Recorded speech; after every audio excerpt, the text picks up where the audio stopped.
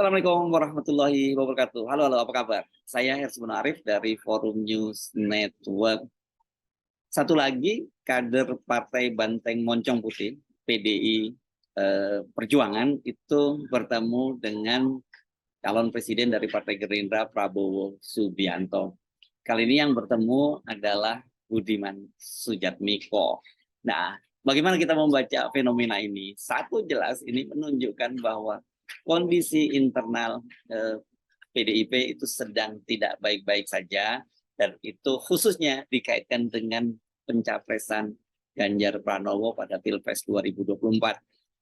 Budiman ini bukan kader pertama yang membelot, ya. Tapi memang apa yang dilakukan oleh Budiman ini cukup telak, karena kalau kita ingat beberapa waktu yang lalu itu kan di PDIP ini dihebohkan dengan ujian dari salah satu anggota DPR RI di Komisi 1, yakni Effendi Simbolon, yang memuji Prabowo itu sebagai nakoda yang terbaik yang akan memimpin Indonesia. Waktu itu pertemuannya, pujian itu disampaikan dalam pertemuan keluarga besar Simbolon, dan Effendi Simbolon ini menjadi ketuanya begitu. Dan padahal kemudian waktu itu menimbulkan kehebohan, dan Effendi Simbolon itu dipanggil oleh DPP PDIP untuk diklarifikasi apa maksudnya. Dan belum usai kehebohan dari Effendi Simbolon, tiba-tiba saja tadi malam Budiman Sujatmiko mendatangi rumah pribadi dari Prabowo Subianto di kawasan Kertanegara, Kebayoran Baru, Jakarta Selatan. Dan Budiman Sujatmiko menyatakan bahwa pertemuan itu bukan atas nama partai, bukan atas nama kader partai, tapi sebagai itu dia pribadi bertemu dengan Prabowo Subianto. Dan dia mengaku bahwa pertemuan itu nanti juga akan dilaporkan ke Sekjen PDIP dan juga Puan Maharani, ini ketua pemenangan Pilpres 2024. Kendati menyatakan bahwa itu bukan atas nama partai, tapi itu ada kepentingan, adalah atas nama pribadi. Tapi pujian dari Budiman Sujatmiko kepada Prabowo ini kan menyiratkan bahwa ya mereka ini, para kader PDIP ini, banyak yang tidak puas dengan keputusan Ketua Umum PDIP Megawati Soekarno Putri yang mencalonkan Ganjar Pranowo sebagai calon presiden pada Pilpres 2024. Dan ini tentu saja merupakan ancaman serius bagi PDIP, karena kita tahu kan PDIP sebenarnya punya obsesi. Pilpres 2024 ini akan menjadi momen mereka hat-trick, untuk menang 3 kali berturut-turut, bukan hanya sebagai partai pemenang pemilu, tetapi juga yang menang Pilpres dengan mengusung kadernya. Setelah sebelumnya kan 2 kali berturut-turut kader PDIP, yakni Joko Widodo, itu menjadi Presiden Republik Indonesia. Nah, bagaimana kita membaca situasi ini? Karena kalau kita lihat ini belakangan ini sikap PDIP itu tidak lagi sekeras sebelumnya, ya, berkaitan dengan pelanggaran-pelanggaran semacam itu. Ini setidaknya sebenarnya ini merupakan kader yang ketiga, ya, bukan yang kedua. Karena yang pertama kali sebenarnya yang dipanggil oleh PDIP itu adalah Gibran. Pada waktu itu Gibran itu menyambut Pak Prabowo Subianto di Solo, dan kemudian beberapa kader atau relawan dari Pak Jokowi dan juga Gibran itu menyatakan dukungannya terhadap Prabowo Subianto pada Pilpres 2024. Jelas ini merupakan pukulan bagi Ganjar Pranowo dan PDIP.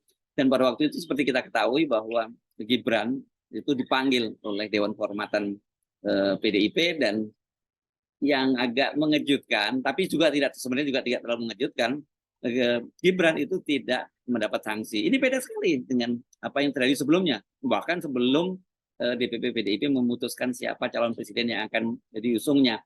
Kita ingat bagaimana Ganjar Pranowo pada waktu itu, yang hanya gara-gara dia menyatakan dalam sebuah wawancara, dalam sebuah podcast, dia ditanya kesiapannya untuk maju Pilpres, dia waktu itu dipanggil juga oleh Dewan Kehormatan Partai, dan kemudian dia diberi teguran.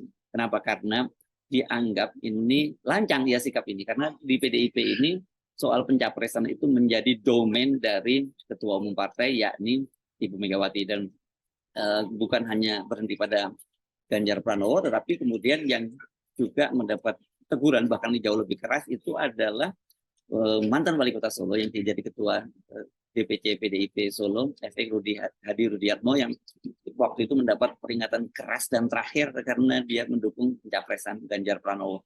Nah sekarang ini situasinya berubah. Setelah Gibran, itu Effendi Simbolon itu ternyata juga tidak mendapat teguran. Belum setidaknya sampai hari ini belum ada sanksi yang dijatuhkan kepada Effendi Simbolon karena begitu diklarifikasi, Effendi Simbolon itu menyatakan bahwa dia masih tegak lurus pada keputusan Ketua Umum Megawati mencapreskan Ganjar Pranowo. Nah, bagaimana dengan Budiman Sujatmiko ini? Karena Budiman Sujatmiko ini setelah bertemu dengan Pak Prabowo juga akan segera dipanggil oleh Dewan Kehormatan Partai.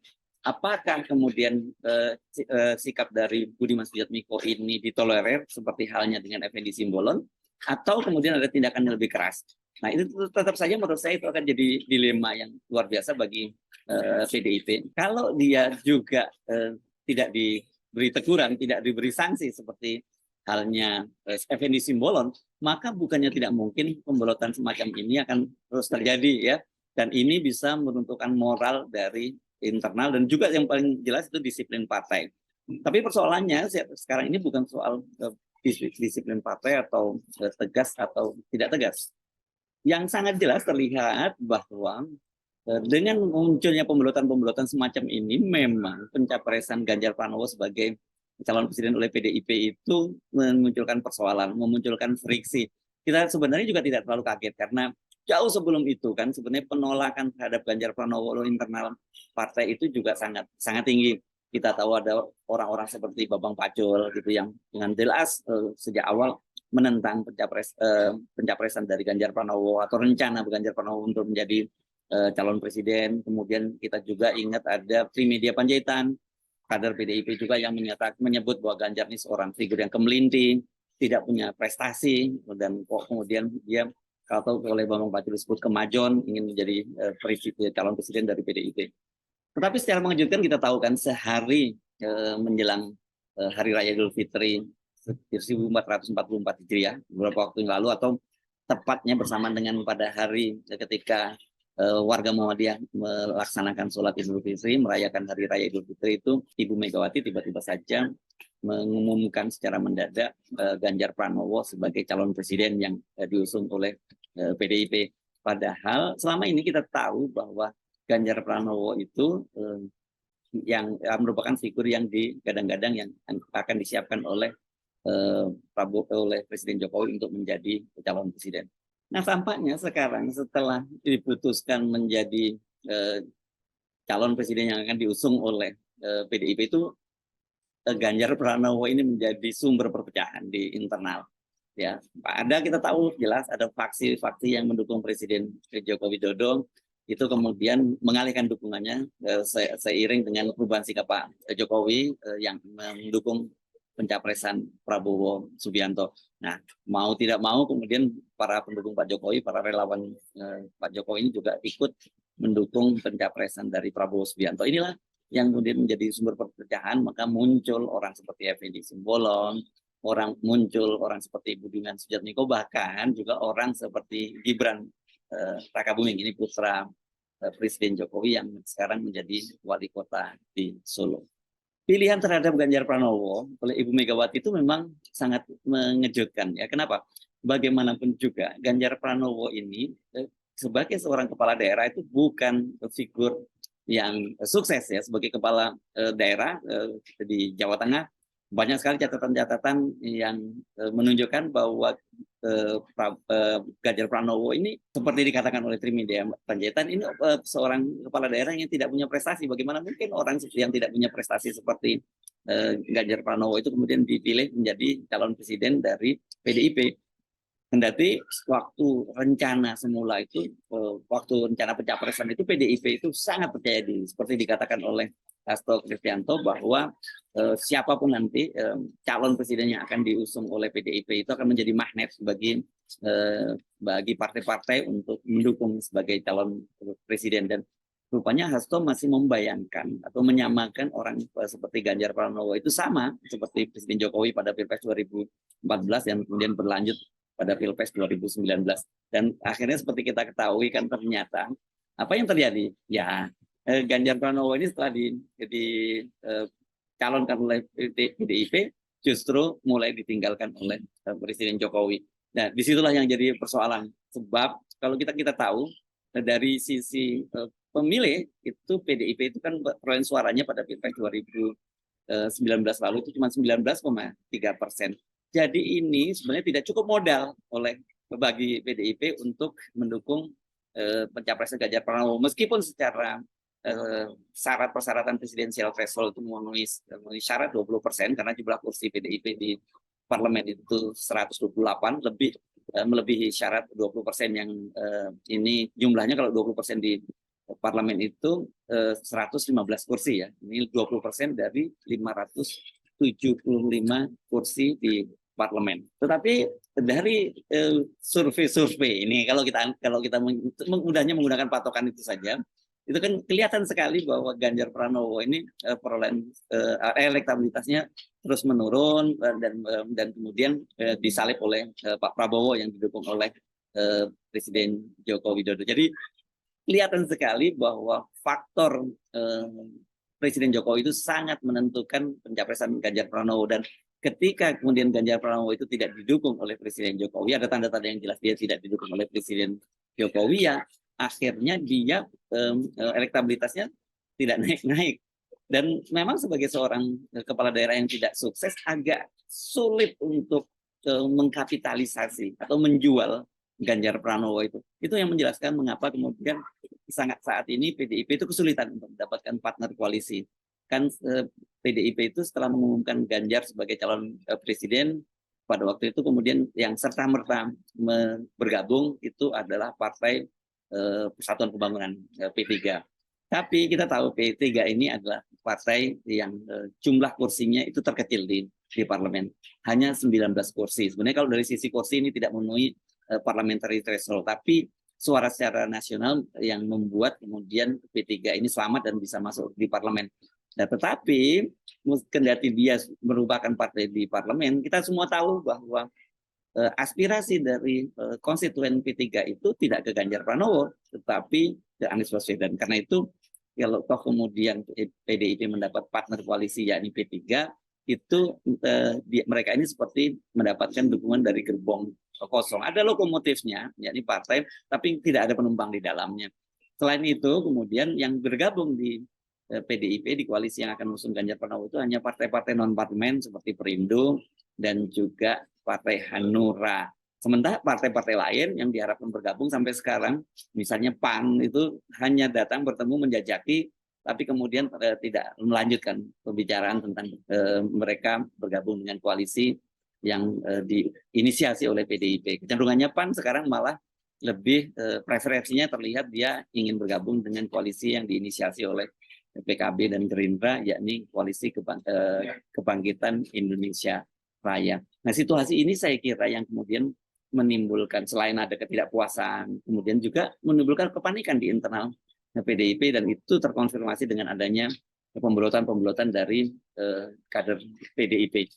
Situasi ini jelas dilematis ya bagi PDIP. Kalau kemudian mereka bertindak keras itu mungkin saja itu malah memunculkan perlawanan baru di kalangan kader, karena ini kan yang orang-orang seperti Effendi Simbolon, orang-orang seperti Budiman Sujatmiko yang berani mengambil langkah, tapi yang mereka diam saja tapi melakukan perlawanan dari dalam itu saya yakin juga banyak.